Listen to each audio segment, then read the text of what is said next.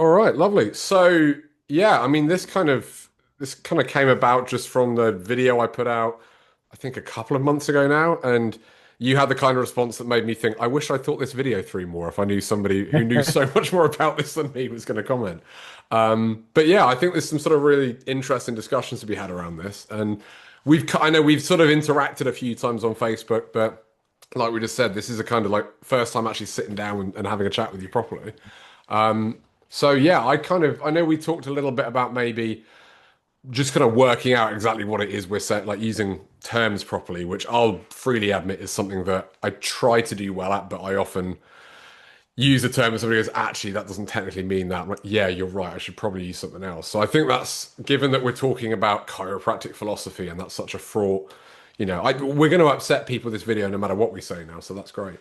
Well, hopefully But not. I want to I mean, upset them for the right reasons. I So. think I don't know. I think chiropractic philosophy has got a bit of a bad reputation, and I think it's been Mm. polarized a little bit. So it's Yes, so yeah. easy to become offended, but actually, if you follow proper philosophical thought processes and thinking, nothing should be offensive Mm. at all. It's Yeah. just a question of opening the mindset and just thinking, okay, I'm going to sort of open up part of my head and just allow things to come from all directions. And there's such a great learning opportunity without having to be too offended. The Mm. offensiveness comes from the general constructs of philosophy, and that is naturally offensive and challenging because it's at polar opposites to so many other things, but it's not unique to chiropractic. It's the same in Mm. medicine, it's science, it's the same all over the place. In the Nursing, sense of like, well, if you're too attached to your own ideas, you're probably going to be offended no matter what, because that's it. we have to challenge those ideas to have a useful discussion. And look, in the chiropractic profession, we talk about dogmas, and we tend to think of it as the philosophical, subluxation-based type of models.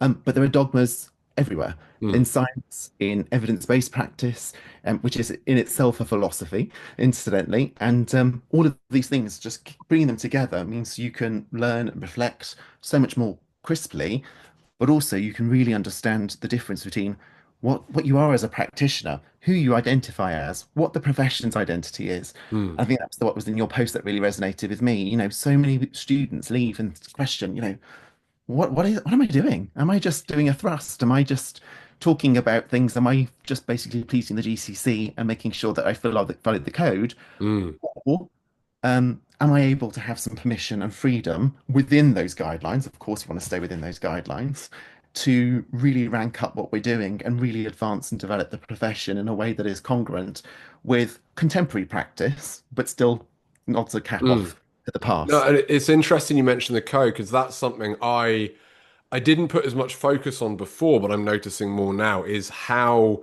and it's funny because I saw, people I graduated with, similar sort of thing, this idea of like, oh, if you're not being evidence-based enough, the GCC will get you. Mm. And, when you actually look at the code, and I've chatted to people at the GCC, some people interpret that as if I don't have a reference for everything I say to a patient, everything I do, I'm going to lose my license. In which case I would go, well, we're all going to have very short careers then because that doesn't leave much on the table for anyone to have a reference for each thing.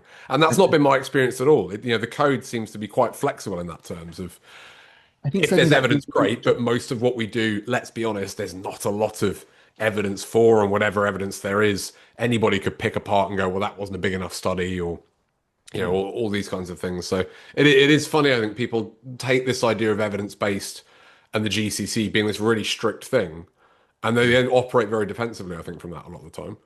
I think the viewpoint is though is that what gets written in a code is the way that the profession is held to account. And I Mm. think the new code that's coming in definitely is drafted in a way that creates confusion Mm. because because the way that it was discussed during the consultation was is that it was all whether it should be evidence based or not. And actually that was not what the arguments were about. The arguments were about whether it is that Sackett model of evidence basing where you have the three stool sides Mm. of it all or whether it is that rigid application of, if there isn't a paper, you shouldn't acknowledge it, or it needs to be of a certain standard. Mm. But right now, in the evidence based on evidence itself, they're discussing it about Mm. whether that natural hierarchy of evidence is actually um, helpful or not, or whether Mm. a really good N equals one study is probably better than an RCT or not. Mm. So even that in philosophical terms, the debate continues. And yet in the current code and the way it's written, you've got two bits of drafting. So you've got the Sackett model, which is the definitely the energy I think that the GCC wants us to go down, which is to think about the evidence, to really engage with it and understand it, and almost rip it to shreds and use it as a learning point to Mm, improve the standards with our patients. And the flip side is it says that there is a hierarchy as well in the definitions, that the RCT standards are really, really worthwhile to focus on, which from an educational perspective makes really good sense. But from a practical perspective, well, as you say, it might mm, limit practice, it might shorten the scope, it might mean that actually you can't suggest, I don't know, cold or heat in a certain scenario mm. or think about wider public health issues. Yeah, I And have to stop treating any of my patients who aren't between 20 and 40 and male, basically. that's it. Yeah, yeah. And and similarly, you'd never, ever, ever touch a neck, for example. Flip side, Yeah. because most of the research is all about the negative stuff of touching a neck, Mm, whereas there are some positives that can be done from whatever technique mm, or approach you're using. So, um, this is where philosophy really gets frustrating because you can see all the different perspectives and you have to kind of wade your way through it. mm, And my biggest bugbear is that we're not taught it anymore. mm, And that conversation behind the scenes means we lose the sense of our identity. We lose the sense of how to properly analyze a paper, why we're analyzing papers, which papers are important or not, and also who we are. Are we just basically extended physios or the same as osteopaths? Are we spinal care experts? Or do we do something else? mm. Is there something bigger than we're doing? And is that just restricted to public health, talking about smoking and obesity, or is that actually, you know, we're thinking about wider health and well-being broader Mm. than that biopsychosocial model? So big stuff, really. Yeah. So would you say if we don't have that philosophy clear, we can't really have an identity then? I think you're going to get a fractured identity. So I Mm. think there is Well, always an I identity. mean, as the individual, I mean, obviously as the profession, but also as an individual practitioner, if I don't have if I don't have some idea of kind of what my philosophy is or what philosophical constructs I'm operating under, to me, it's the why question, right? You could say that the science is the what and the art is the how and the philosophy is the why. That's probably a bit, a bit wishy-washy for it, but that's kind of how I've seen it. And that's what I was trying to get to in the videos. If you don't know why you're doing anything, how can you pick the right path? Because you don't even know, well, what you're trying to get to. I really agree. I think there's a phrase that I can't remember who said it, but they said if you don't stand for something, somebody else will stand up for you. And I think that's the kind of the easy Oh one. no, I'd heard it as like if you don't stand for something, you'll fall for anything. Is Oh, that? that too. I think that works too. Hmm, It's yeah. one of those things that actually but I think the actual answer there is not, um, well, you don't have to subscribe to one set of beliefs or dogmas or viewpoints to Hmm, be a great chiropractor. hmm, Not at all. You can decide what you want to be and how you want to achieve and what you want patients to see, as long as it's in line with the code, of course, hmm. and all the other bits and pieces. Great. So Yeah. I don't think necessarily You don't in have terms to pick a side kind of thing. you don't have to. To be honest, I don't even think there are sides. If I'm honest, I think Yeah, I know what you there mean. may be sides, but the reality is, I just think people talk about things using different words or terminology. People get caught up on things, and Hmm, there are sadly perspectives and dogmas which seem to define viewpoints of the profession, which might be true in other countries, but in the UK, I'm just not so sure it's quite as hmm. divisive as we make it out to be. I think there's a Okay. lot of standardization than we perhaps let on, and that often means that there is a lot to play for if we actually just kind of go for it, Hmm. rather than worrying about, I'm going to take this part of it or this part of it. So, and that's in the realms of politics, which is another.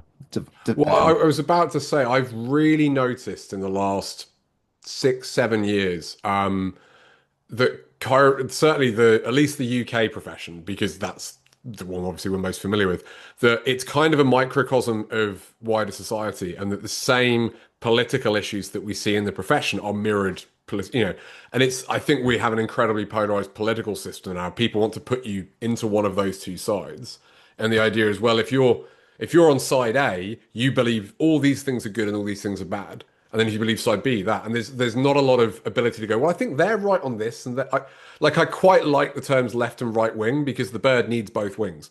Like Yeah. sometimes it's got to flap harder with one and sometimes flap harder with the other. But it does seem now that people want to go, well, you vitalist or evidence-based. And if you're evidence-based, you must believe A, B, C, D, E. And if you're vitalistic, you must believe D, E, F, G. And there's not really any room to go like, can I have a bit of both? It's like we're given these rather unappealing set menus. And I go, I just want to order off the menu, really. It kind of doesn't serve. I was watching TikTok the other day of all things, and there was a video from an American chiropractor saying, I'm an evidence-based chiropractor, and this is how you find another evidence-based chiropractor near you. And it was the first thing it said was, is go onto the website and see whether they're using the term subluxation or not. If they're using the term subluxation, they automatically cannot Mm, be evidence-based. mm, And I just thought, well, that's a load of rubbish because ultimately, subluxation is jargon, mm. regardless of which way you look at it. It is, I would argue, as helpful as any other piece of jargon.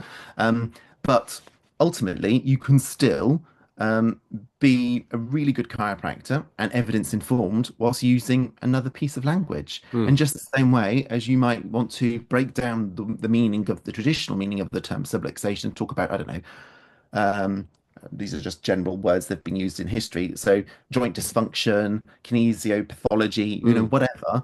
Um, they mean exactly the same thing. And just the And same this way is as what I find really interesting with that is that like Leonard Fay, who's like to me is like sort of on the evidence-based side is kind of like Grandad Cairo, like one of the original faculty members at AECC.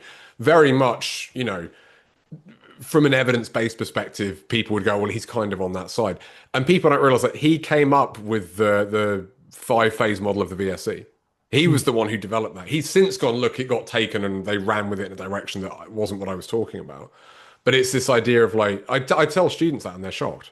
Like, what? Like, but how can he? It's like, no, I'm not saying that D.D. Palmer was exactly the same as some modern practitioner now, but there's a lot of nuance in the history there, and I think a lot of the people miss big that. philosophical question. Sorry to interrupt you, but the big Mm. philosophical question is why are they shocked? And nobody asks that question. Mm, And that's the thing that gets missed. We we mm. we we see the shock, we see the energy and the emotion, and we just run with it as, oh, this is hard work. So let's just eschew it. Let's just push it to the side. Yeah. But the reason Well, why that's where they're the shocked, stereotypes come from, isn't it? It's actually hard work to understand what another person believes. But if I can go, oh, you said subluxation, that allows me to not think and put you in this box with everyone else I disagree with who all does all these things and stereotype. I mean, this is a little bit controversial, but that's kind of the same thing as racism, right? It's kind of the same route as I'm going to treat everyone in this box the same. All the things we think of as terrible. It's like that's kind of what the both sides are doing discrimination here when goes you go, on. oh, if you're like that, I'm going to be prejudiced against you for all this stuff, and I'm going to treat you like you believe a bunch of things that I haven't even asked you about. I definitely think it's discrimination, and I think in Mm, history you see this discriminatory um, wish, for want of a better word, in chiropractic. There's straights and mixers, there's vitalists, there's mechanists or materialists, mm. there's the BCA, the UCA in the UK, or the MCA. Mm. There is this division and this desire for division, and I'm not entirely sure it's very helpful because I think it serves the organ more and more. I look at the. I mean, BCA and UCA is the kind of classic, and obviously SCA and MCA, to my understanding, are reasonably aligned with the UCA, at least more so than the BCA. I don't actually know the nuances of how those three organizations relate, but it's this kind of idea. If we want to put the two groups, to me, it's like two playing cards stacked against each other. It's like, well, you need the other side to be the terrible people that you paint them out, so then you can go join us because we're fighting them. Like, I don't. I personally, I feel I'm not as familiar with the UCA as a BCA member, but I feel that if anything, the vitalistic associations tend to have a more positive message, and that there's a bit more of a this is what we stand for, and this is what we want to build, and this is what we want to see the profession grow into. I feel the BCA and evidence-based chiropractic for quite a long time has had this problem of going, well, this is what we stand against. It's like, well, I think that's wrong and that's wrong. And I've often made the comparison. It's a little bit like, you people go through that really irritating teenage atheist phase where it's like, oh, God's stupid, religion's stupid. Like, and it's just, I think that's crap and that's crap. And like, you just rubbish all these things you don't like, usually very simplistic understandings of those things. And if you go, what do you believe? There's no real answer. And I think the evidence-based side, we have that issue of we've defined ourselves in terms of a negative for quite a while, which is kind of what I was trying to get to in that video. Is like, so what are you for? Like, okay, you're for not ripping patients off. You're for not being doctor-centered. You're for not doing all these bad things. Like, okay, that's great. As I think you said in one of your comments, well, vitalism doesn't have anything to do with being unethical. No. Like you can have The- unethical, mechanistic, and vitalistics as well. But it's this, I think this is a profession we have more. In my honest opinions, I think the more vitalistic associations tend to at least go, well, this is what we want. Like I think they have a clear idea of their goal.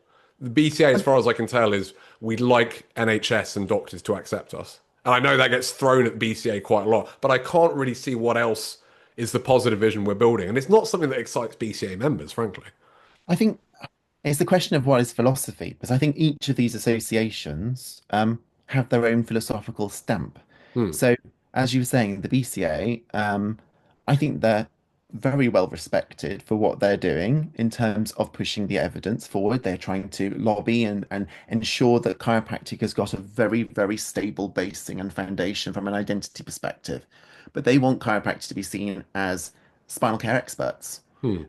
And that is definitely one philosophical sort of entrenchment. So, Hmm. as you said, it's all about whether we can be adopted into the NHS or not, Hmm. whether the medical professions will see us as being credible enough to or authentic enough to be part of whatever model that the medical associations and organizations want to be. Flip side, on the alliance organisations in the UK, they're very much more the Chester Wilkes side of things of, chiropractic is separate and distinct, Hmm. and it isn't medicine. And ultimately, we have our own principles, whether they realise them or not. I will acknowledge that one. That sometimes I think they talk about them and they might not necessarily know all of the philosophical underpinnings behind the scenes. Hmm. But they are essentially suggesting that they want to be seen as their own separate profession and that they want to um, be known for chiropractic and the identity of whatever chiropractic stands for. And certainly the associations on that side may vary a little bit in terms of their viewpoints or their, Hmm. their thought processes or how much they will integrate with medicine or other types of healing or thought processes or the like. But ultimately, what we're looking at here is whether chiropractic is something that can be absorbed in by medicine, Hmm. or whether it stands alone and it flirts with medicine as an an Hmm. interdisciplinary practitioner. And ultimately, I think that's for all of us to kind of take the viewpoint on. But wouldn't it be great if we actually had both, and we Hmm. actually had chiropractic that was knew what it was, stood up for what it was, could actually define itself without having to go maybe that too, and ultimately be part of this bigger model so that you could say, you know what, this medical route, this pill or potion isn't working, but let's go for chiropractic. Hmm. And that to me is possible, um, but we have to mature and we have to get off our thought Yeah, processes. yeah. I feel like we have to, and that, from what you're saying, starts from, okay, a better understanding of what philosophy is and isn't, and what different philosophies there are available to us. Would that be fair to say? Um, yes, historically, well, this is probably deeply political, so forgive me for saying this, but Oh, we've but lost everyone now because we mentioned we've politics a while lost ago. everybody. I've been very intense already. It's, but it's but historically, philosophy is the thing that people control if they want to say a viewpoint. Look at anything in history, world wars, battles. The thing people control are the books, what is considered as evidence or rational or reasonable, or the philosophy tomes. So Hmm. Hitler, for example, in his book burnings, he definitely got rid of a lot of philosophical tomes. Hmm. And ultimately, it is about that politics is a type of philosophy, so I'm embracing it. But ultimately, it is about trying to control a narrative. It's about directing and leadership ultimately, and certainly containing philosophy, suggesting things are historical concepts just Hmm. on their own merit restricts scope, but it doesn't necessarily have to be that way. So, for example, I'm not saying, for example, that subluxation is a good thing to talk about because I do think it is outdated, but certainly philosophy has been removed from a lot of trainings. Hmm. So it may be educational institutions, so it may be seen, but instead you'll have an epistemology module or you'll have something about critical awareness of how to read a paper. That's all philosophy. Hmm. You'll have clinical studies, how to communicate. That's all philosophy. Hmm. Even your very own talks that you give in terms of new grads and how they can integrate, that's philosophy. Yeah.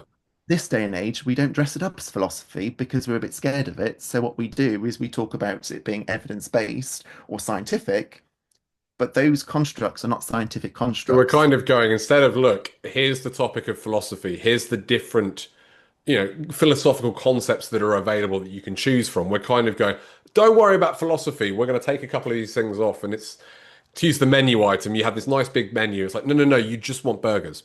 Like that, just Yeah. have a burger. And if you don't like burgers, sorry, there's no other food now. Is that I think that's where the grads come out. I had an interesting chat the other day with chap. I think he's been out for about 3 years, and he'd done another degree before, so he had the benefit of a little bit more life experience. Had gone through university before, so he was a bit more aware as to where he was struggling and where others were struggling. And it's one of the things he said is that we're taught, you know, evidence, evidence, evidence, like research papers for this and research papers for that. But we're really just taught, is this, how to know, is this a good or bad paper? Critically appraise it. Do we put it in the useful or the useless pile? But we're not really taught, okay, but now I have a patient comes in with a very particular set of circumstances and issues and cofactors and all that. How do any of these papers that I've put in my good pile help me?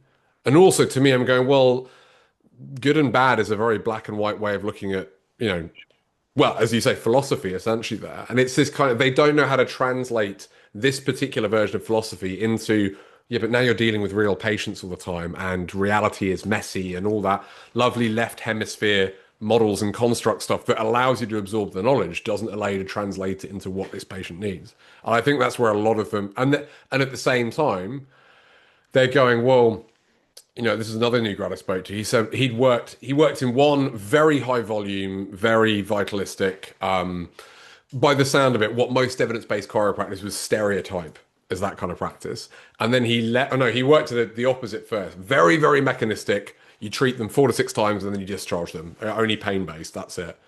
And then he said, I need to see something else. He went to this completely different place. And he said, look, that higher volume place wasn't for me. He goes, but the thing I miss about that is they all knew what they were doing. They had a philosophy. He said, I don't fully agree with it. And he said, I think that's what as new grads is we graduate and we have no philosophy. And then to their perception, because they haven't been taught that what you have is a philosophy, they're coming out and half the profession are going, you need a philosophy, here it is. This is chiropractic philosophy. And the other half are going, you don't need philosophy. And there's problems with both sides. I suspect that the side going, you don't need philosophy at all, like I've heard some quite hardline evidence-based folks say, oh, chiropractic philosophy, like you don't need philosophy. Philosophy is nonsense. That's all a waste of time now. I think that might be doing more damage to the grads than It here's a is. particular version of philosophy and this is what it is and this is what you should have. I think having a bad model is better than no model in that sense. It's doing, it's actually misguided. Mm, I'm very happy to be posted on that. It's also damaging for the profession mm, because what's actually happening is you're saying take away the leadership, take away the self-awareness, take away the mastery of the art, and just dogmatically apply a paper. mm, And that what happens essentially is you're getting people being great academics at chiropractic, leaving chiropractic college, mm, and they're just not practically relevant. They're mm. not hireable, and not more than anything else, they have to then be taught how to speak to a patient, how to talk to a patient, how to empathize. And ultimately, those qualities should be taught in college, and they are certainly taught where there are more clinical based modules where you can be around patients, your internal and external observations and the like. But those are snapshots of scenarios. I And think it's more an exposure than a teaching. I think it's if you go into it and you know what you have to learn, you could go in there and pick up a lot, but you kind of have to. No one's going to go, by the way, this is what you should really be focusing on here. It's more like get some experience so of one of the something. things I learned when I was involved with the World Congress of Chiropractic Students when I was a student was the amount of access people get to philosophy around the world. And it was somebody that was being taught in South Africa told me what their impact or what their knowledge of philosophy was.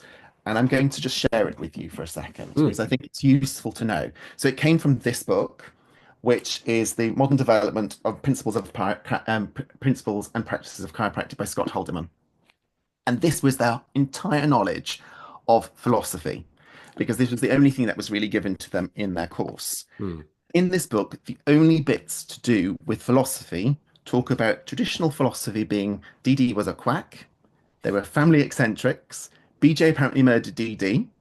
It compares Barnum That with still gets science thrown and around, doesn't it? chiropractic.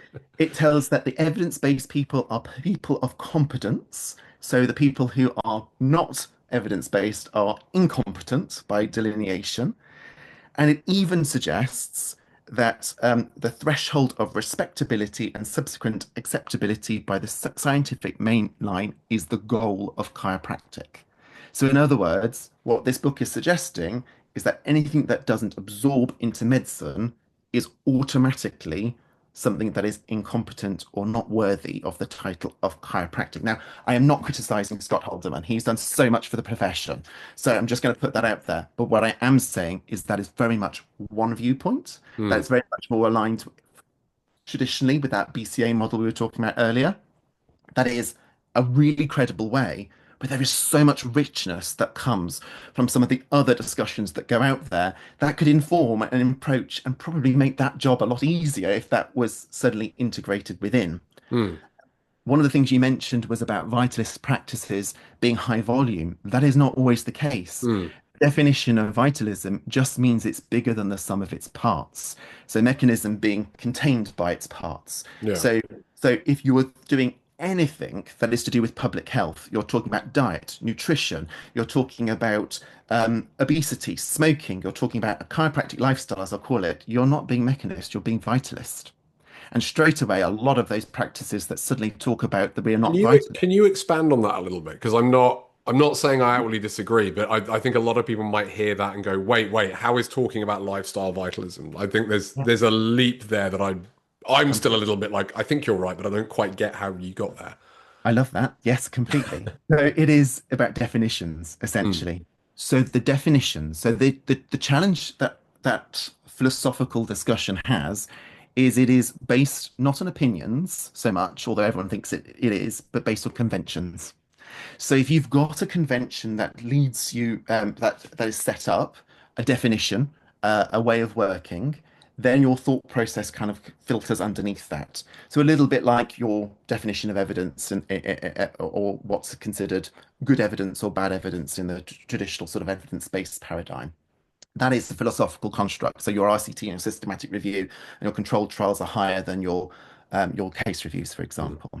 The same happens within philosophy generally, regardless of whether it's chiropractic philosophy or not.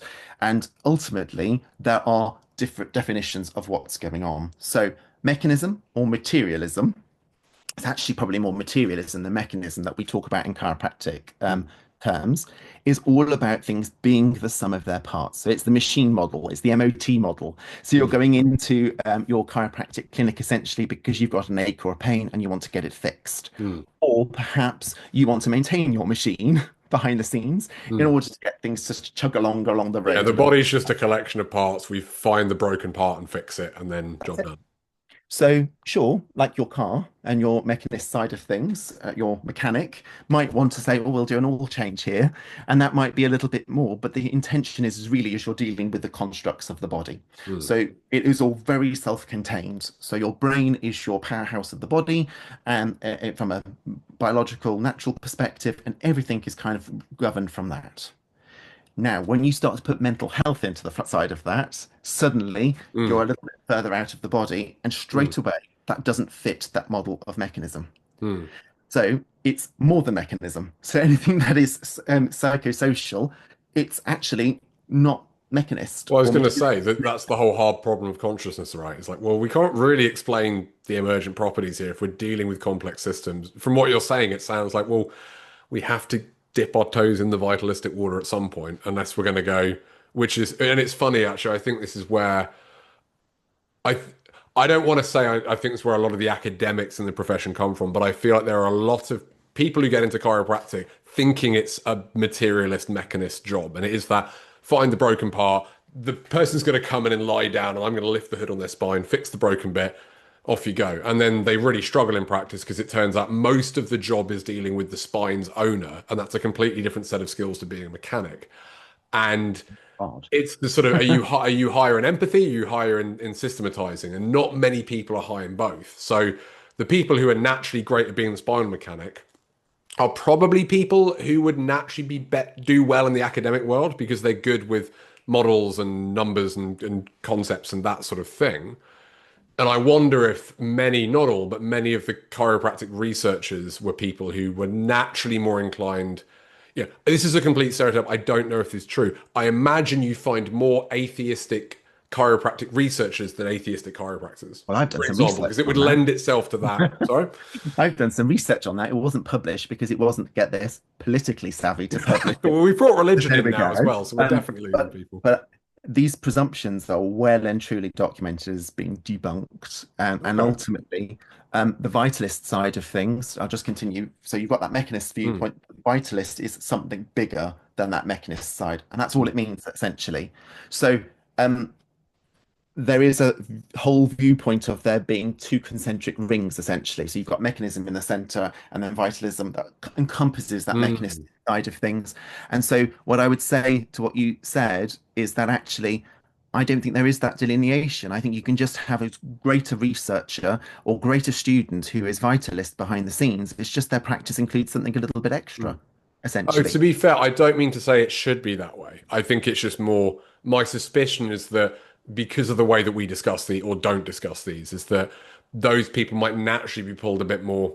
The impression I have is most of the chiropractic academics that I speak to are much more inclined to. I think their view of the world is quite deterministic, materialistic, and I think that the clinicians, and it's probably I don't know how significant this is, but I think what am I trying to say? I think if you naturally have a vitalistic worldview and you naturally sort of are open to and appreciate the whole is greater than some of its parts, I think those people, for whatever reason, are less inclined to get involved in research as a career and leave clinical practice I than to think it's stay in harder clinical to do practice. But research. I've made that up, so that could be nonsense. I mean, I would say it's harder to do it because your lens is different. So if you think there are, it's like speaking, it's like having a mechanist talking to somebody about quantum science. You're never going to get an agreement there Mm, because quantum's just kind of way out there in comparison. You can't control anything. Whereas science has its constructs and its philosophical constructs behind the philosophy of science is it's all about measuring one thing, a hypothesis or a null hypothesis, and mm, seeing whether that is true or whether it's not true. That incidentally is also philosophical. But mm. it is essentially that's what science is about. It's about getting that snapshot viewpoint. So I would agree that you're probably more likely going to get those people who view the world that they want to ask a question and get a specific answer through perhaps an algorithm or something like that. Whereas if you're more vitalist, you're going to see that there's more spurs off, there's more grey, there's more things that might not necessarily be tangible or quantifiable for that matter. But there's still qualitative studies out there that can be still quantified, and there are Mm. still qualitative ways of contributing to it. So I wouldn't necessarily say that all. I know you didn't say this, but I wouldn't necessarily say that all researchers had to be on that Oh mechanistic yeah, side, yeah. for I example. mean, and this is something I have to watch against because I'm. Are you familiar with Ian McGilchrist, Master and His Emissary? He's done a lot Yeah. on hemisphericity. Um, and again, this gets in hot water because people misunderstand left hemisphere, right hemisphere. But I'm somebody who's naturally very sort of left hemispherically strong. I like models, I like concepts, I like algorithms. My brain is very good at this or that. It's not very good at both and that served me really, really well. But the thing that allowed me to grow as a chiropractor more than anything else was to try to go, okay, that's helpful somehow. But this right hemisphere both and idea of, like you say, there's shades of grey. Sometimes something can be, it can be elements of both. Mm. Started the mentor, the only mentor I've stuck with for more than 12 months, Rob Pape, who he still mentors me now 8 years later. He's completely that. We kind of joke between us we have one functioning brain because he is all right hemisphere. And actually talking to me helped him learn to kind of like categorize and build a bit of a framework around some of his concepts because he'd not had someone go, what's the rule? Is it this or that? Does it go this way or that way? But my tendency is still to pull things back into yes or no, black or that more kind of binary mode of thinking. So yeah, that part of me wants to say, well, researchers are like this and clinicians are like that, which obviously is way too oversimplified. From a philosophical perspective, though, and I'm hoping people who might still be with this as we're writing notes, guides through this, is questioning what's behind that. So if you're aware of that enough to get a coach that does the opposite, then that's really philosophically, that's like one of the Oh, best things you it was a can do. happy accident. It was only It was after I stumbled across Ian McGilchrist stuff. I'm like, this is why you've helped me and frustrated me more than anyone. We just ended up chatting, kind of fell into it over. So I'd love to say that yes, I identified a flaw in my thinking. I really Most of didn't. He us was just patient enough to stick with me, and I was stubborn enough to not give up, even though it was frustrating. It's brilliant though, because it challenges your viewpoints and your thinking, but you then speak through that, recognize what you see life as, your prejudices, your biases, your dogmas. Everyone's got them. So you Mm, have to kind of work out where they are. And as a result of all of that, you can then make more strategic decisions, or you can frame things in a different way. So if you naturally like an algorithm, I hate algorithms with passion, but if that you've got an actual algorithm behind the scenes, then you can map something out in an algorithm, and mm, you're taking from whatever content it is, mm. you'll note it down differently to say I would. And, Yeah. I'm always amazed by people who could do mind maps in lectures. There was somebody who was always sat next to me in my chiropractic lectures who do a mind map. I would go home and I wouldn't be able to remember a thing from that. But it's just how different people are tuned differently. And But to you me, a mind map is not hierarchical enough. I'm like, that's too right brain. No, I want a list. I want heading, do. subheading, sub. And you know what, for me, so I trained originally as a lawyer, and the Mm. research, the evidential perspective on law is pretty much the opposite to science. And for me, that was the bit where when I was training as a chiropractor, I went, wow, this doesn't fit. And I Mm. had this huge dichotomy and this sort of paradigm disruption between me as a lawyer, where viewpoints of judges are considered the top of evidence, I was down gonna, to so the case study is the viewpoint. thing that sets the precedent, that sets how it's. Yeah. You've Yeah, got that's your interesting. statute at Yeah, the yeah. top, and then you've got your case studies and your judges' comments at the top, and then actually the case that's it's very different. And this Mm. was the thing that got me interested in philosophy because before then I was sort of thinking, why would I want to know about it all?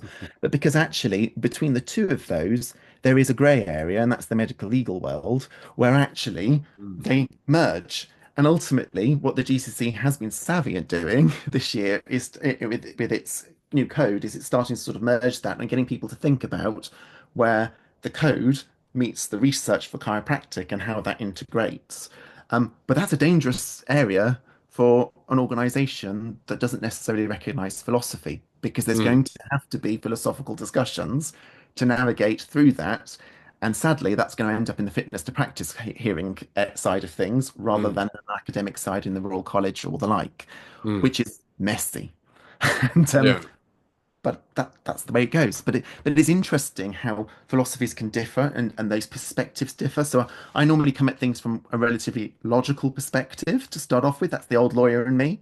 And then the chiropractic me, since I've discovered what I am philosophically and my identity and how it works, is a little bit more, well, I'm going to use the word intense. I used that earlier. So and it's quite passionate. But between the two, you see those different hierarchies, and ultimately the RCT doesn't really sit as highly. So you're in a you're in a case or a fitness to practice case, and the RCT actually doesn't mean as much as what the end result is.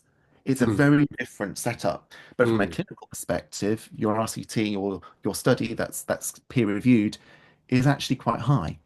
And so there are different lenses for different purposes and different viewpoints. And sometimes we just, as a profession, in my opinion, just go, you're vitalist, you're seeing too many patients, you're doing, Yeah. and It's it's like we whether we know it or not, we all graduate with a certain lens. And then it's, oh, well, these people seem to have the same lens I do, so I guess they're my people. And everyone else must have the only other lens you could have because it must be black or white. And then I guess so, I'm trying to think in terms of what would what would help the profession, us as individuals, what could we do to help the profession? And it seems like just appreciating there's different lenses out there is probably a good start. You don't even have to change your lens, but just going, oh, there's other. It's like, I've only ever eaten burgers, to continue the menu metaphor. It's like, it's possible to have fried chicken. I mean, it's possible to have a salad, but if you're raised on burgers, you wouldn't go near a salad. But it's okay. There's other. It's a bit like, oh, people do things differently in different cultures. And it doesn't necessarily mean we have to immediately judge is one better or worse, or do I now do that? But it's that kind of, oh yeah, over there that might make sense, even if it doesn't make sense within my lens, or maybe it's something that could make sense, but isn't naturally something for me to spot with this lens. I'd agree with that completely. Um, the other thing that I'm just to say one of my reflections on the last couple of months. So I'm currently studying a an MSc in healthcare leadership, and I'm lucky enough to be on calls with people from different healthcare perspectives every week across the world. Mm. And I said a phrase that was beaten down in my last seminar, which I thought I would bring to this call, because I said, well, chiropractic is really fragmented. You've got four different associations in the UK, all talking different stories. And the person shot me down instantly and said, oh, wow, you have it easy. And I thought, okay, you're what now? Then he talked about surgeons all having different viewpoints, all having different ways of doing things, all having different ways of working with it. So many different Mm. associations and other bits and pieces about different types of surgery. And I ate my words in a huge way. And I do Mm. think there are professions that are more fragmented than ours that are handling things a whole lot better than we are as a profession. And that is me saying that about chiropractors with so much love and appreciation. But actually, I think we deserve to sort of be shaken a little bit. And Okay. actually, Thank God we well, only have four associations. I'm not sure you'd ever find a chiropractor who said that. That's no. interesting. But since I've had that seminar, I've really appreciated actually, yeah, we don't need a fifth. And we could get a sixth or a seventh It's or funny an because I've had this sort of this narrative in my head that I've shared quite freely before in that um I've kind of seen it's like maybe this is less true in the UK, but having hung around with a lot of American chiropractors, chiropractic certainly used to, and I think this is true to a slightly lesser degree in the UK, it used to attract slightly weird people. Like it wasn't an obvious career choice. Well, I was weird in that I was raised by chiropractors, so I was always going to be weird. So I was the only 5-year old any teacher of mine had ever met who said I want to be a chiropractor when I grow up.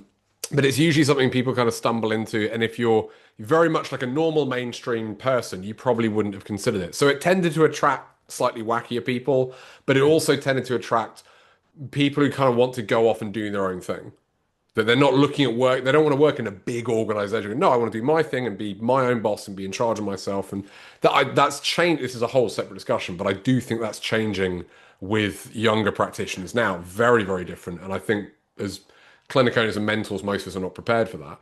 But it was this idea of like, oh yeah, we all kind of want to do our own thing. And the problem, one of the mistakes I think we tend to make, and maybe this is less true than I thought, is that most people look at a problem in the profession and go, I know what we need to do to fix that. I'm going to start my own thing.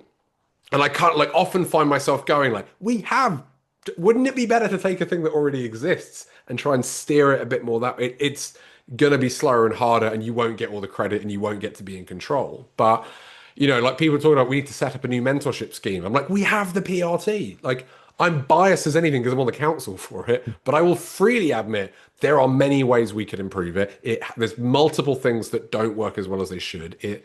And it's hard to fix those things. But I go, wouldn't it be nice if you got involved with this and helped us to fix it? I mean, that's one of my biases. But why do I think many of us, we try to recreate everything from scratch all the time instead of going, look, I know it's not a wheel, but a hexagon kind of spins a bit. Maybe just chisel off one of the corners with us, I and that's would better than agree trying to with you. reinvent the wheel.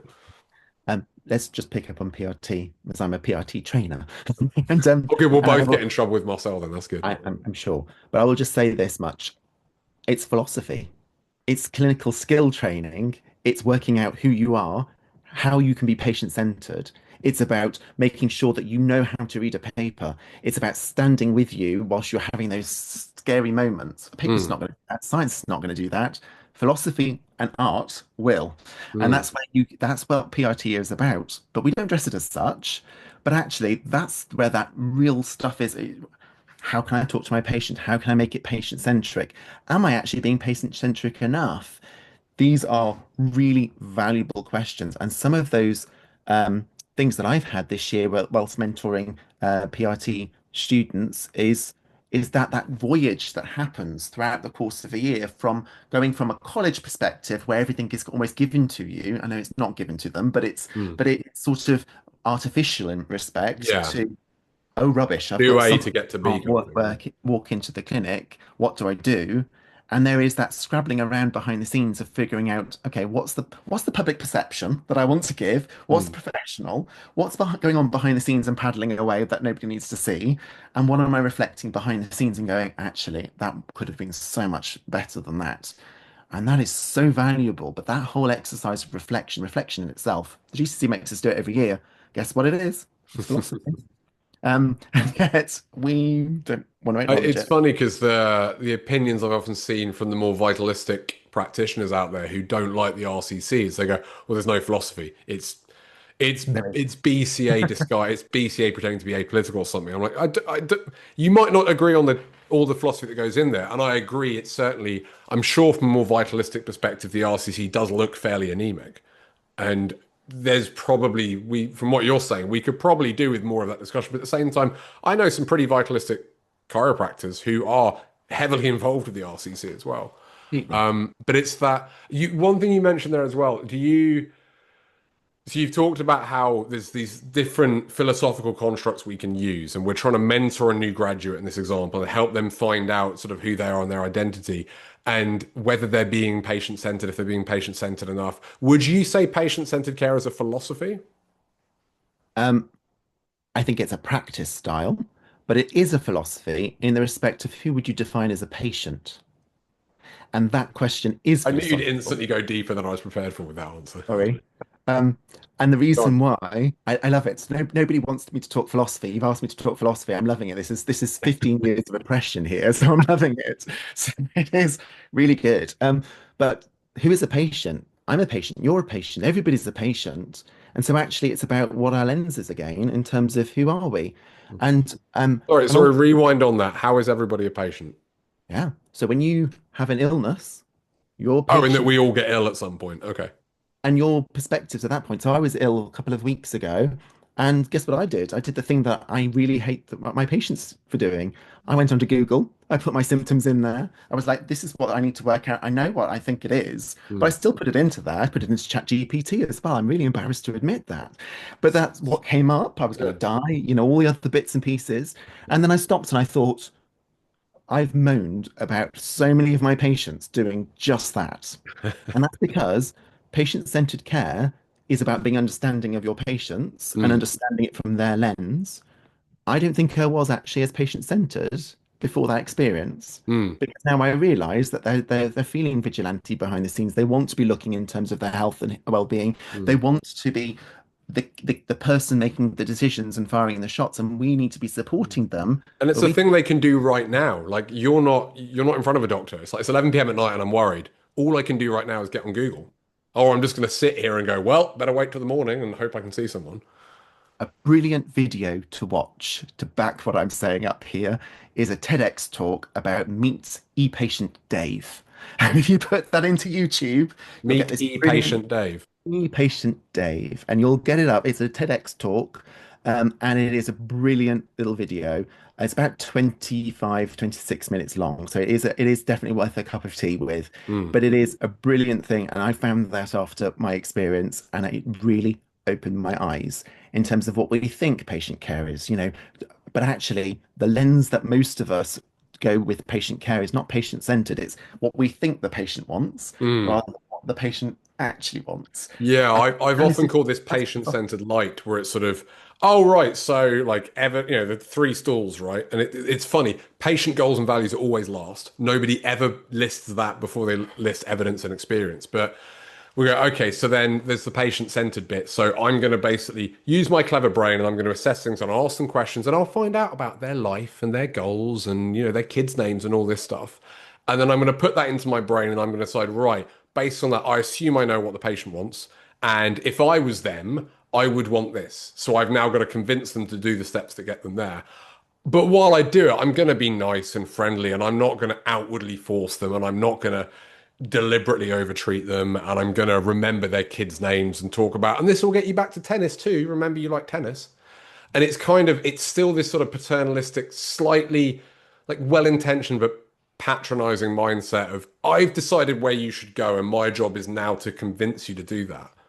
And I think that's what I've spoken to many experienced chiropractors. When you spell it out, they're like, yeah, that's me. It's that lip service to patient centered, but you don't seem to get the philosophical underpinnings to it.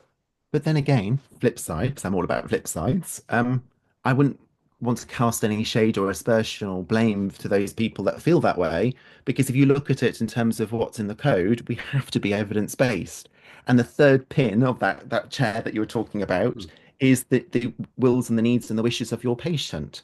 So you can view that from a non-philosophical bent as well as a philosophical bent, and think of that as being evidence-based and actually being pretty reasonable behind the scenes. You're just viewing that as being a little bit more accommodating to how you view or look at the research or apply the I guess, research. yeah, I don't. Let me think this through. I'm struggling to compute that bit a little bit. I don't know. I feel like it's people talk about this funnel model of evidence-based care, which I don't fully get into how that's different to stall and this sort of thing. But to me, the patient-centered part is okay, who's in the driver's seat? Like who has what role here and how are you working together with the patient? Mhm. I think the ones because I think you don't have to be evidence-based to be not patient-centered in the and I don't think either side has a claim to that at all to me. It's about are you acting as a guide, somebody to help them work out what they want to help them get there, or are you acting as someone who's in charge and kind of driving the bus? And then how you approach your approach to science and your approach to the research of that and your experience will all inform that. But to me, that all comes second to have you really understood the patient and is it a transactional relationship where you give me money and I give you treatment? Is it Mm. a parental relationship where my job is to kind of make sure you go down the right path and I know better than you and this is for your own good? Or is it one where you're two equals and you're trying to find out as much as you can about where they want to go and what's stopping them, and then give them the info they need to make that choice themselves as to where they go? But I don't know. I don't see evidence-based or vitalism or anything. That those terms don't, to me, kind of have a claim on that decision at all. They're important distinctions and decisions, and like we said, I don't think they're mutually. What's the word? I don't think they're really the loggerheads people say they are. But the patient-centered part to me, it's something that to me comes before that, and I get it, and I don't judge people who do patient-centered light because I did that for years because that's what I thought it was because that's I learned it at uni. I learned it when it was a new cool thing, all be patient-centered before everybody and their mother said they're patient-centered. But the way it's been taught, I don't think people really get the deep personal growth you often has to go through as a practitioner to be able to be more patient-centered. And it's still a journey. I don't think it's I believe this now, so off I You know go. what? I was unusually quiet there because that was brilliant philosophical exploration because you Okay. went all the way around it. You followed a full sort of cycle there in terms of Oh, working I feel out. I talked all the way around it without saying something, but But I'm sad to say, people have called philosophy torture in the past. But ultimately, it is one of those things where you really do evaluate it from different perspectives. And there is nothing there that I don't think you could argue rationally with a whole host of different viewpoints and proponents. Um, yeah, it's definitely, I agree, at Mm. least in terms of that thought process. And I think it's the way that which you view it and the way that which the lens you apply it. But I think um, going to sort of evidence basing itself in terms of what Sackett wrote about, I think that was very much about defining what evidence base was. It was very much more of a this is our stake in the sand type of thing, as opposed to the practical relevance of it. And I love that you took it to practical relevance, but actually that's where the I don't think there is that algorithm, forgive me for saying those Mm. words, that kind of identifies that clearly, but maybe there should be. And maybe that's the output here is actually we start to figure out and work out what that output looks like. But I don't think that there is. The best bits that I've In seen on terms that of can you link a pathway between evidence-based philosophy and patient-centered care? And oh, there's definitely bits that link over. I think the yeah, work of Jeremy Harrick definitely does all of that sort of stuff. But it's and but I think it's one of those things that you um, have to make it your own to some degree. You mm, know, that third leg of the definition of evidence basing to that patient side of things, it's as much about relationship building and resilience essentially to the model of science and putting it through some pretty intellectual rigor behind the scenes while sitting in front of the person, talking to them with a notepad and pen and going, what do I do? It's so ultimately that's what it's about. And you might make decisions that aren't that clever, and you might reflect on them later on and think, could have done that in a different way. But that's a learning objective. That's a Mm, that in a really negative side, that could be a Kanda near miss type of scenario if it's mm, really, really bad. Um, but that behind the scenes thinking through how do you relate with that study and how does it relate to the patient and what does that patient in front of you, what are their values, what are their assumptions, how does that impact on what they want? If you've got a patient in front of you that doesn't want 100 sessions, I don't think anybody wants 100 sessions, then why are you the going to only give people who them, do a chiropractors usually. that's it. It's straight away, that's practitioner focused. Mm, That's not, or practice focused or money focused or mm, whatever. That's not patient focused. Patient focused is saying, look, I think you need a course of care. I don't really know how many sessions you need, but this is what I'm going to suggest right now. Blah. But mm, let's break it into chunks and let's reassess it. Let's figure it. That's all patient friendly stuff, mm. regardless of what you say. I digress there, but but I think it is a philosophy in its application. But you're right in holding me to account that it's probably not just a philosophy, that patient-centered side of No, things. no, I'm curious because to me, I've treated it having not had a discussion like this before, and I'm learning a lot from here as well, and not fully appreciating the nuances of what a philosophy is and isn't. And I didn't get this discussion. Chiropractic philosophy was a historical concept when I was training as well. As far as how we were Mhm. educated, it's something that to me is kind of well,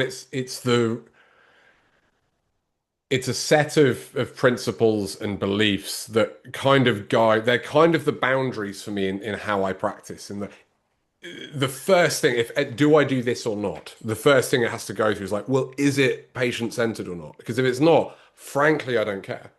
Within that, you could go, oh, but is that more vitalistic or is that more materialistic? Or is there more evidence-based ascribing to the literature and more relying on, there's all these other interesting nuances there, but the kind of outer boundary is like, if it's not patient-centered, it's out of bounds to me. So the way I operate and the way I practice, it's kind of everything else is nested within that. But I don't think that means that all these philosophies belong inside patient-centered care. And the kind I, of related to that, one of the things you said earlier was we were talking about different philosophies being different lenses, and you should explore different ones and see which ones work for you. And like we said, don't just automatically just subscribe to what you think your tribe says you should do. But then you did kind of go like, and is that, you said a couple of times, but is that patient centered or is that patient centered enough? And there's this kind of assumption that all my biases say is true, that Hmm. being patient centered is good and not being patient centered is bad. But then we're kind of saying all these other philosophies is like, well, there's pros and cons, and I don't think either of us want to sit here and work out well which one's better. Like that's a No. silly question there. But we kind of take as for granted that patient centered is better, and I guess I'm wondering, can we pry that up at all? Is there any? Am I making any assumptions with that we could Well, challenge? Because it doesn't I, seem to be a philosophy like just a philosophy in the same way the others are. If you see what I mean. I think it is a question you can rip to shreds because patient-centered has only been better since the 80s. And if you think about the development of time before the 80s, all the way since the beginning of medicine, even when it was just a route, here's a thing, it Hmm. wasn't patient-centered, it was patriarchal. Hmm. So actually, I think it's quite pioneering patient-centered care. If you really think about it, there are chiropractors in practice who predate patient-centered care. Hmm. And that's crazy to think of Hmm. it in that respect, but there are. And ultimately, it's uh, and they definitely looked after their patients. I'm not Hmm. saying that's Yeah, a yeah. choice, but Everyone before us was terrible. Yeah. you know what I mean. It's one of those things, and you can really extrapolate that. But sure, there are circumstances I can think of from a philosophical perspective where you just think, no, just do this. Hmm. And you Yeah. can't necessarily say that in this day and age because we've built that construct. But actually, there may be that circumstance. For example, Well, I'm consensus. thinking surgery. I'm thinking if That's what I'm thinking. somebody's on the table after a car crash, it's like I'm not going to take the time to find out would they prefer I use metalwork in there or I casting. It's like we don't have time for patient values here. They're bleeding out. Like that's. I think we're quite fortunate in chiropractic. We don't deal with life and death emergency situations more than maybe a couple of times in a career. That's really medical emergency. We've got to do that. But yeah, I do. Then I look at surgery and go like, well. Maybe that has to be a little bit paternalistic. You can't be asking the patient, all right, do you think I should go like around the peritoneum here, or do you want me to? But Oh, that's didn't think that exactly was there. what What do you want to we're do? doing. patient-centered care means you have to consent for it, and now you've got a whole host of things. So that a surgeon cuts open a body, finds a cancer there, but it wasn't part of the initial mandate. They can't chop that cancer out. But they've got your body open. It's going to be a Mm. whole other visit with tens of thousands of pounds worth of expenses to redo all of that. But they have to seal it back up if they've not asked the consent and got that little tick box to say, if we find something, do you mind if we Mm. just take it away at the same Do you mean time? do you mean medical legally here, or do you mean ethically, or like in reality? I love that question. It's both. Okay. So medical legally, but also ethically, and ethics is a part of philosophy. So you've got that surgeon that's potentially, take that cancer out, take a bit too much out, the patient dies. You've got a whole question there Mm. in terms of law, ethics, values, who consented what, and suddenly you've got a huge philosophical Mm. and medical legal But nightmare. so a cancer's one thing where you could stitch them back up, bring them round, ask the question. I mean, you're not going to go right back in again, but that's not an emergency in terms of if we don't do this in the next 2 hours, this person's going to die. But there are situations where somebody, like I said, car accident or something like that, you don't have time to go and ask the patient what to do, and you kind of. So patient-centered care to me is like, well, you're respecting the fact the patient is in the driver's seat and you're the educated, informed, compassionate navigator, and together you're on this journey. But because the patient always has the chance at any moment to opt out or say no or to ask questions. As soon as you administer an anesthetic, well, the surgeon's in charge. So to that degree, I think once the anesthetic's been administered, can you be? And most patients would go, no, if you find something awful that's about to kill me, you don't have to wake me up to get my permission. And is it This is automatically unethical for them to make that decision for them? These are questions, and ultimately they I change. love that answer. They are questions. I'm not the one I answer it. might steal that for my next seminar, actually. These are that's a loyally answer, wasn't it? But but we went through a whole period where giving first aid to somebody, people were more fearful about giving first aid, so people would walk Mm, away from them. And mm, that was all because of you had to turn the rings, you had to make sure that you weren't breaking ribs, otherwise you might have a claim against you. I'm so happy to say that the last first aid course I went on, they said, no, don't bother with that. The rules have changed. We're protecting you for doing first aid. I love that. mm. But the reality is that there's still that fear and people will still walk on because of the ethical dilemma of if I touch that person, suddenly I'm opening myself up to liability, for example. And you get these Mm. stupid scenarios that come up, and you think, But how on again, earth? that's to me, that's a legal issue. They're not doing it because they're worried about will this person think I was ethically wrong. They're going, no, it's ethically right to try and save their life. I just don't want to get sued for it.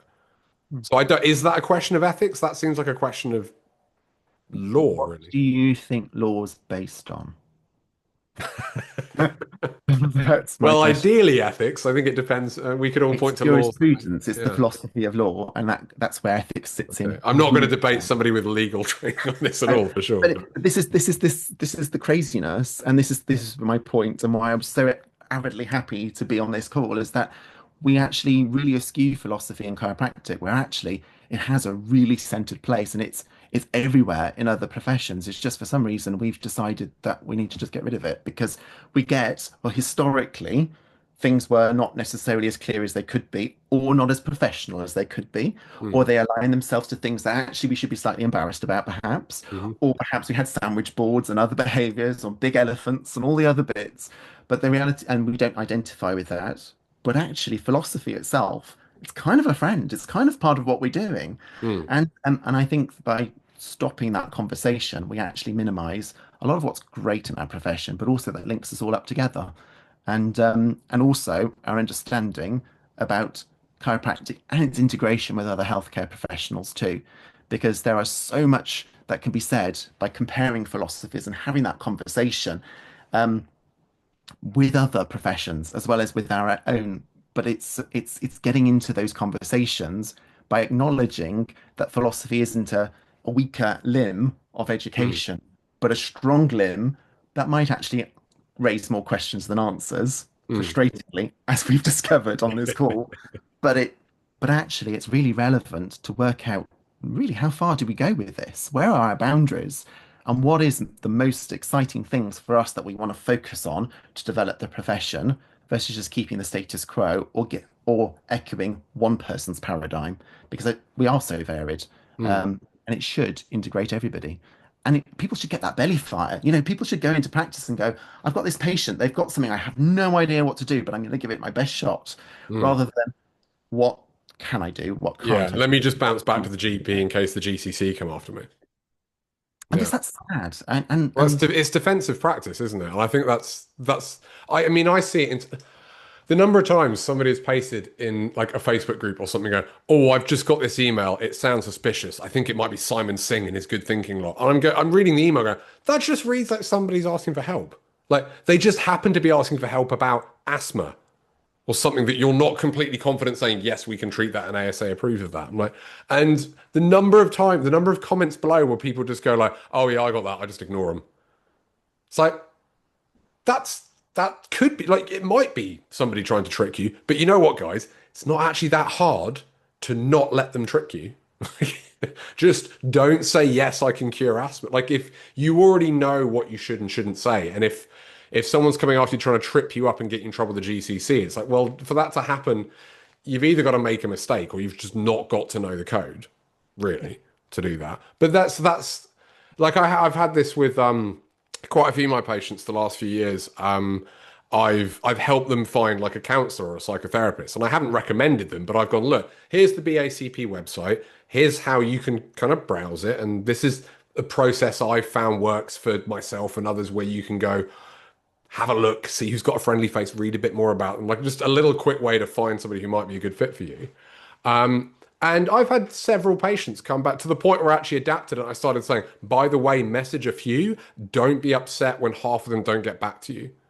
Because I don't know what it is, but mental health professionals, at least there's a good few who just don't seem to. Maybe they're not. I usually say to patients, they might just not be that good with tech. I don't get what it is. But I had several patients come back and say, yeah, I messaged like two or three people. None of them got back to me. And they're like, that was quite tough because I had to really put myself out there saying, I'm struggling with my mental health. Could you help me? And for someone to not even acknowledge and not even say, sorry, I'm full, they felt quite, and okay, that's a little different to chiropractic, but I think there's lots of patients who've just been flat out ignored because the practitioner, sorry, I've got on a soapbox about this because it no, bothers me, I'm because the loving practitioner was too scared about getting in trouble for saying something they weren't even going to say. Like it's just defensive practice. It really annoys me. But I was going to flip it because I'm flipping everything in this call. Yeah. What about when you call up and you say, oh, don't go to that clinic because they're subluxation based. Don't go to that clinic because they're mechanist. Hmm. It's just as confusing. Those are jargons, and nobody knows what it means in the patient side. And in just the same way as you think, oh, I've actually spent 10 years with this back pain, and I want somebody to help me to Yeah. get out of it and support it. And And what all you've basically done is put barriers in but front of that and gone, here's the places not to go. That doesn't help somebody go, where do I? Like it might narrow it down a bit, but it's still, yeah.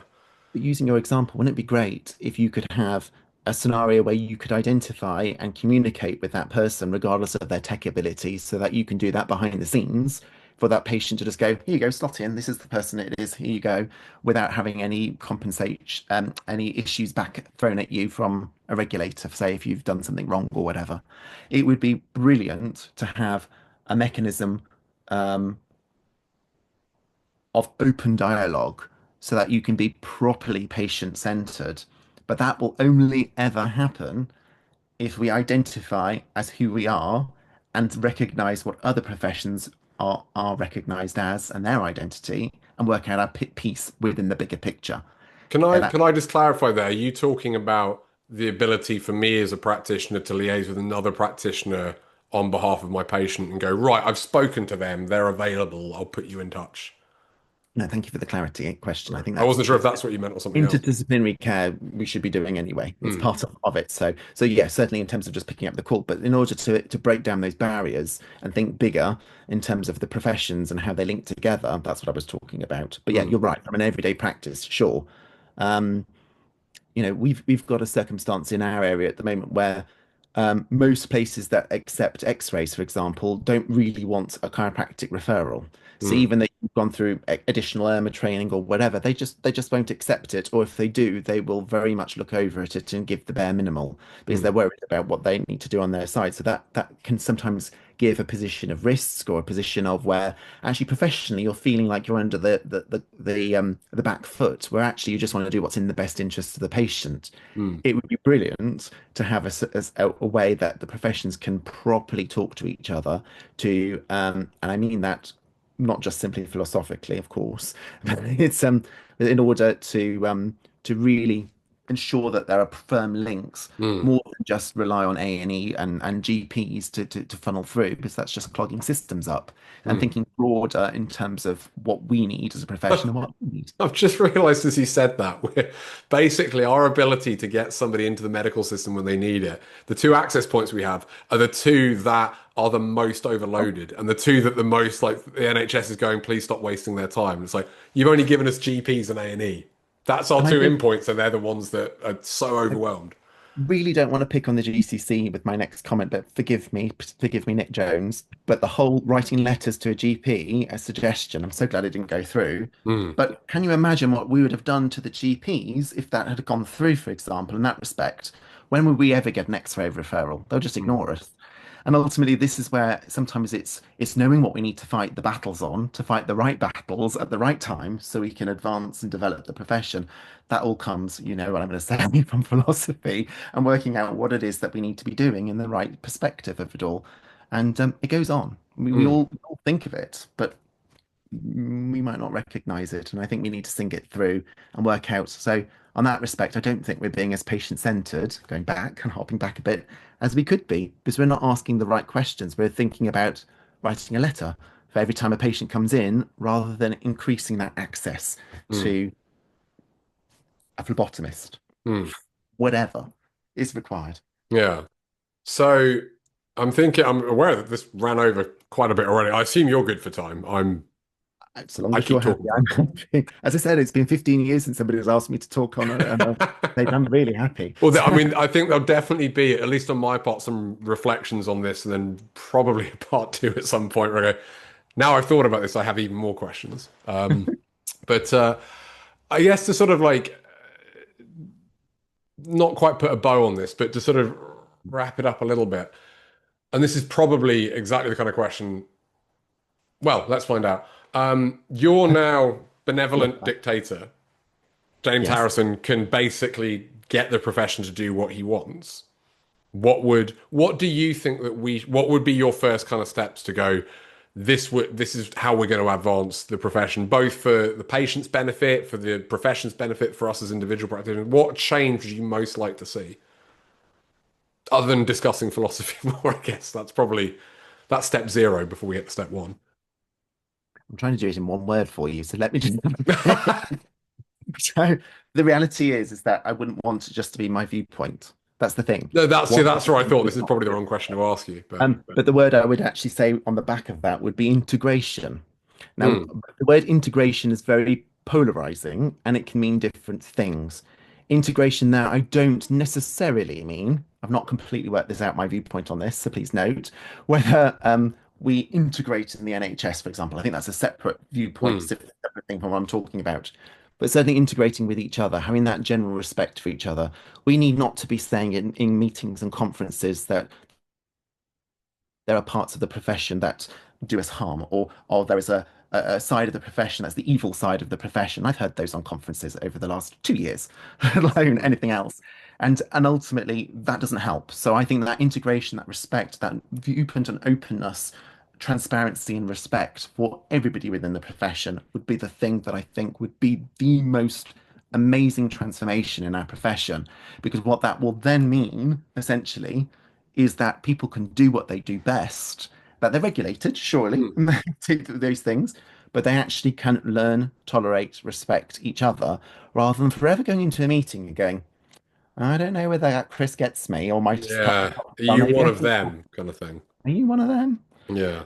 It's that is such a shame, and I don't Yeah. like using the word shame very often, but it is really sad that so much good quality, mature conversation cannot happen because of a delineation of vitalistic mechanist, for Mm, example, or whatever, which has been going on for over a century, and we haven't stopped it. So we just need to acknowledge that it gets put to bed.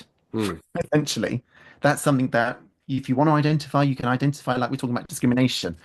But if you don't, that's cool too. Let's just get on with the proper stuff rather than working out where we Yeah, are. the kind of fight. It's funny. You reminded me of years ago at was at a seminar. It was hosted by another this US American coach, and he I gave a little talk with it, and he was generally more vitalistic, and most but not all the people there were more vitalistic. And there was one particular part about like discovering patients' underlying goals and values that he'd asked me to speak on. And I was talking about that. And I'd said, look, I'm coming at this from my more evidence-based background here. There was one point I said something along the lines of like, just bear in mind for those of you who don't see yourself as treating pain, like bear in mind pain is a stressor. So that is going to be a psychological stress on the system. So if you completely ignore pain, you're actually potentially ignoring one of the contributors to the subluxation. So I'm just going to put that out there and let you do that what you want. And then we all went out for dinner that night, and there was somebody there who had a rather formulaic model of care that was like, no, no, no, the evidence says everybody should have twice a week for 8 weeks because that's what you need to do to get the spine to adapt, and then they should do this. And had only been in practice, well, a few years less than me, but not a lot. But we were chatting, and it was really clear to me, especially where I was at the time, which was a fair bit less nuanced and even more left hemisphere than I am now. We were chatting quite a bit, and there was somebody else there who was more kind of similar to me in terms of evidence based, but quite black and white. Like, oh no, that's just nonsense. Like, was just quite dismissive, and I was trying to get under like, okay, like, so what are the studies you're referring to? Okay, like, so what did they show in the study? I wasn't trying to be combative. It was more, I want to work out how you reach this conclusion because to me, I don't really get at the time. How did you get there from the evidence based on what I thought it was? And she messaged me a little bit later going, that whole pain is a stressor. She's like, I need to really think about that. I'd never thought about that. And that's actually made me think maybe I need to be a bit more flexible here. And she'd said, the only reason I listened to you is because you listened to me afterwards. And that, asking those questions, she's like, I could tell you were curious. That other person, whatever, had written me off. And it was that even if you go, oh, well, I'm right and other people are wrong, like that could have easily gone the other way as well. But even if you want to assume that your philosophy is the correct one, if you can't talk to people with respect, like you're saying, if you can't have that intra-professional integration, well, you can't get your message out there. Like if you call half the profession evil bastards, well, that means half the profession is never going to listen to you, and your point of view won't ever reach them. And we have enough of a problem, my personal viewpoint here, with people outside of the profession purporting to be in the profession doing stuff that we wouldn't be grateful to do in our practices. So if we want a common scapegoat, I think there's one ready-made there, as Mm, opposed to one that's internal. mm, And I think, yeah, it is time for that. Um, just wanted to pick up one thing. I know mm, time's short, but it's um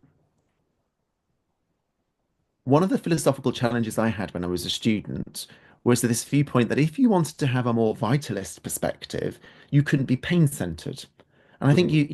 what you just sort of said kind of brought that up in my head. And I think it's good to sort of just acknowledge that pain is not just simply a stressor, it is also, well, it is a symptom Mm. of a dysfunction going on within the body or some form of pathway that's not working the way that it perhaps should. We know it's a mental construct. I won't go all that down that minute, but um, pain is the start of most care plans. Most Mm. people come to us in pain. So this idea that some people might have that a vitalist practice will get lots of people just coming in willy-nilly and not in pain, it's unrealistic straight from the outset. Yeah, I've heard people brag about it. I've not actually seen anything to back up a lot of the time that you have a completely asymptomatic patient base. So I'm not convinced on that. majority of our patients in my patient practice space, I'm happy to say are asymptomatic. Hmm. I really love it. But they come in Well, with sorry, issues. that's what I mean. They don't come in asymptomatic. Like, So yeah, they all come hopefully in, once they're in care, the yeah, majority do get they that way. Yeah. all came in initially. I'm loving that we're agreeing on this. We all came in initially with something that was griping them, that motivated them to cross the Mm. threshold and say, look, I need help. Yeah. That's pain, Yeah. regardless of whether it's pain or not. That's still pain or Mm. dysfunction or something that brought them there, unless they've had some care before and they've gone, actually, I've been adjusted since birth and I just kind of want to continue my care. Mm. Love that. But it is, Yeah, I had one recently. Like, oh, great, you get it. We can just get That's down it. to it. It's like, let's just get on with it Yeah. after the initial consultation. So, Yeah. so it's but yeah, it's but most practices have a system, or they should have a system, I'd say, of handling that patient from start, middle, and end of whatever their care is. Hmm. And they should have checks and balances along the way. And Hmm. it underpins all of what I'm saying here. Yeah. But I I think think that's, different practices sorry, and go on. different philosophies do it in different ways. They see it in different perspectives, but it's essentially all the same stuff. But if you're saying, I think you said 2 sessions, 8 for 8 weeks. That in my head, that's a lot of sessions from a starting point and a starting camp. But you probably do want to reanalyze something a little bit before then, Hmm. so as a Yeah. check and a balance, because that's a lot of sessions. That's a lot of I always compare it to the journey in because I always think I get really annoyed going to the gym. I have to go in the car and go back, for example. That's the thing that stops me going from the gym. I always think, what's the stop thing that stops me from going to have an adjustment? It's getting in the car, going in. So I Yeah. want to have fewer appointments as possible rather than thinking about the I think I think practitioners really don't get that. We think that the thing patients are giving up is their money. It's like so often it's the time. it is I had a chap who was a very straightforward, and he came in with back pain, and we got him better, we got him stronger. He was coming for maintenance, and his sessions were a little quicker than average. So I book on a 15-minute basis. He would be in and out in 10 minutes. He really didn't need that much. And he said to me, "I love coming here. I love that I can be in and out in 10 minutes. Last place I went to was half an hour. Here I can just nip in on my lunch break."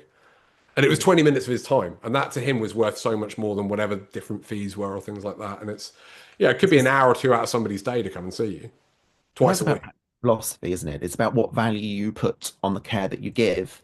And I can hear really good arguments from both sides of that coin, from the hour-long session because we're spending the time listening to you and everything, and we're having a good natter and a cup of tea along the same at the same time, and the 5 minute session where actually everything's quite slick and you've got loads of CAs behind the scenes and everything's kind of working, but the chiropractor just delivers the adjustment after all the questions being done by somebody else and they've checked it.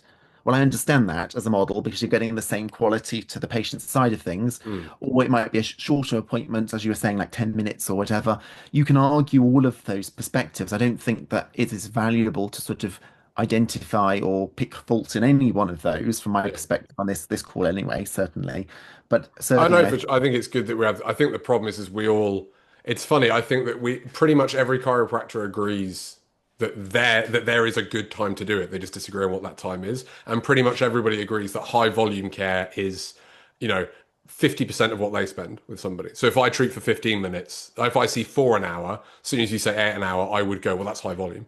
So no, no, I'm only 8 an hour, 16 an hour. Like we all have this idea of I'm the normal standard good one, and whatever's above and below is a little bit weird. And I have no problem with high volume care. I have no problem with a practitioner delivering 60 adjustments an hour to 60 patients an hour, as long as it's very clear to patients, this is what you're getting for that, this is what I can do. And for the patients that that isn't enough for, or they can't help or need other things, that those things are taken care of. I don't have a problem with that. I don't think that has to be unethical.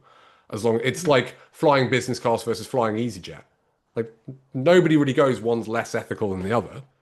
I think you bring the question of ethics into it, which is quite interesting. So that's a philosophical explanation, Mm, I'd suggest. But going to pick up on something different, if I may. I mm, think the key thing there is also intention and energy. If you're mm. seeing 60 people in an hour, for example, a minute session, for example, um, I don't know who you are. You can be the most amazing adjuster in the world, but you are not in clear intention for those minutes that you're Mm. doing. No, And that's fair. That's fair. I it's think if it's you have to invisible. kind of put it as you're coming into you're getting the back cracking experience. I'm going to push on you till And you something become cracks. an automaton at that point. You're just literally just pushing down and doing the thing. And Yeah, for me, that's that's challenging. more adjustment as a service versus adjustment as an outcome. I guess it's not really healthcare at that point. It's like I want to have a nice. It's like sitting in a massage chair for 10 minutes. But dare I say it, questions, because I'm firing questions off today, as amongst other things, it seems. What's patient-centered? If people are looking at the videos and seeing that they're getting their backs cracked and their necks pulled and all this type of stuff, and that's what they want, are Hmm. we being patient-centered by withdrawing them from that? Yeah. Philosophical question. I'm going to suggest we need to be above it myself, but that's my Oh bias. yeah. It's, but I've it's accidentally painted myself as in defense of high volume care. I couldn't work that way, and none of my patients would want that. But I could see a way it could be offered well for what it it's is. And I don't I think think that anyone who does that is automatically doctor-centered. I'd say it's about logistics, and I'd Mm, say with the GCC code, the way that it is written, you just have to make sure the constructs are still ticked mm, behind the scenes because you don't want to find yourself in any scenario where you're against the GCC code. I've been an expert witness on a couple of cases, and I have to say the process is as horrible for chiropractors and patients mhm, as the outcome, regardless of what it is. mm. And it's best to well avoid it Yeah. of being above the code. So regardless of Let open me plan, rewind 60 an hour and say 12 an hour. Because whatever. you reach a But point where it's like, this is just can't be a good standard. But yeah. you know what? I sampled lots of different clinics over the years because I'm nosy and I like to see what other clinics do. And I went into it was an open plan, very high volume practice. And as a patient, I loved it because I saw so many people. It was a bit like Mm, my opticians. I went in and I saw loads of people and the thing had a conversation with everybody. But actually, the time I had with a chiropractor was just the tiny little bit of it. And I reflected on the end of that actually I was quite sad from a chiropractic perspective because I wanted the chiropractic to be the big thing. And that mm. was my bias, essentially. Actually, the Yeah. adjustment was the smallest thing in their business model. It's a social community hub where you get a quick crack along the way. Yeah. And I was a bit like, oh, I feel a bit, oh, that's completely different to the way that I practice because Mm, I am probably one of those people that takes a lot longer and I definitely waffle a little bit more. But it's one of those things that actually yeah, I reflected on that and thought it was a really good experience. I loved it. mm, I was there for longer than my sessions in my clinic where I waffle a mm. lot.